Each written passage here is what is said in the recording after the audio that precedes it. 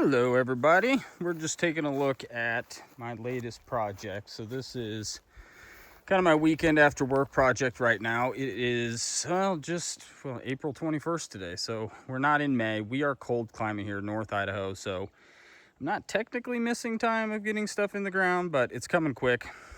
And this is going to be a greenhouse. It's more or less, I just wanted to go over the framing with you and, give you guys an estimate of what it cost me to put it up. Keep in mind, this will have no metal roof or anything. It's going to be plastic this year because that's what's in the budget. So just doing plastic sidewalls, eventually hopefully build the actual sidewalls up with Facebook Marketplace, used windows and stuff like that to really make it a real greenhouse. But just getting it framed in, 20 by 60. So that'll give you a little perspective on where we're at. So it is a good size building. And, you could do this same construction type for an equipment shed. A lot of people, obviously you'd have it added expense of a real, like tin roof, metal roof on that, but do the same thing. Need a little more roof support and obviously, like I said, tin roof if you would do an equipment shed. But just going to go over it real quick. We've got everything is 4x6 on the sidewalls and the center supports, 2x6 on, your trusses. So I'm not done with these. They're not in alignment, so don't make fun of me. They're a little off.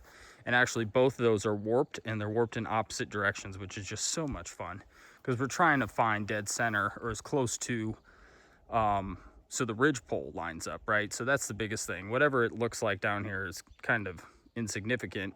It just makes it more difficult to find your level vertical when you've got one bow's front to back, one bow side to side. So it's getting a little wonky. I chose to do it this way because I'm one person with ladders. I am not using any equipment, doing it all by hand.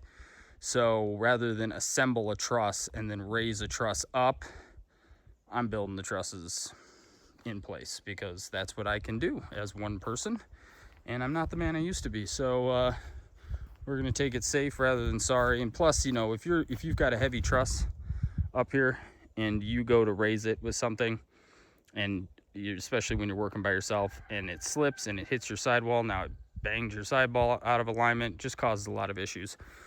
Which brings me to the side supports. We are leaving our side supports on because when we put the trusses on and if we have things fall, I want to be able to make sure that we've got some exterior resistance because the sidewalls are not super strong. I mean, there's concrete in there, but they're not super strong until you get the trusses to tie everything in. The trusses kind of lock it all up. So wanted to leave that on there, or leave those on there for support, but just doing haphazard footings. And this bolt's actually just to keep the bottom steady. So let's say you're working in the greenhouse. I did these before I had the timber.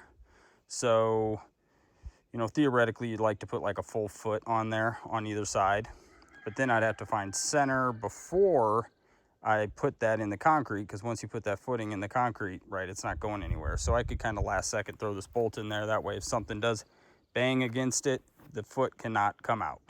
We'll probably use Tapcons and another metal strap after the fact, but this was just a rough, easy way for me to make sure the foot cannot slide out as I'm putting everything up. So that is sitting on, 2 inches of vertical nut vertical bolt coming up out of there so that it cannot go awry if I were to bump the post, and that would cause an issue. It also gives you, some flexibility when you're maneuvering it, trying to find your level on all this. So just the way I chose it, not saying it's right. And we're going to do double door in the front. So that's almost perfectly level. One side's out just a little bit, so hopefully I get to that. If the rain holds off, just get it all nice and flush, and then get my 2x6s across to tie it into that corner post there.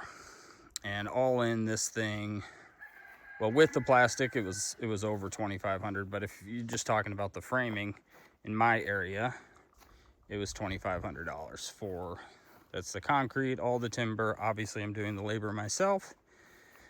And there's a nice view. There's a turkey out there having a good old time. There was just a deer under that tree grazing, but I probably started talking and he's not happy about that. We do have a local elk herd that goes through here almost daily at this point, ever since the ground thawed and the grass started popping up. But one more look at it. We got 8-foot sidewalls, 12 feet for these posts here in the center. So once you get the ridge pole up there and the trusses on there, you know, add another 6 inches of height. So we'll be about 12.5 to the peak.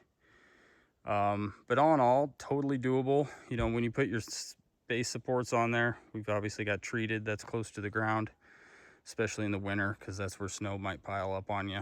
You want to make sure you have that, or a very well stained treated, I'm losing my words, piece of wood, like adding your own stain to it. But that is the beast in all its glory, and hopefully by this weekend I will have the trusses finished. So I'll better get off this video and get back to work. Thanks everybody, bye.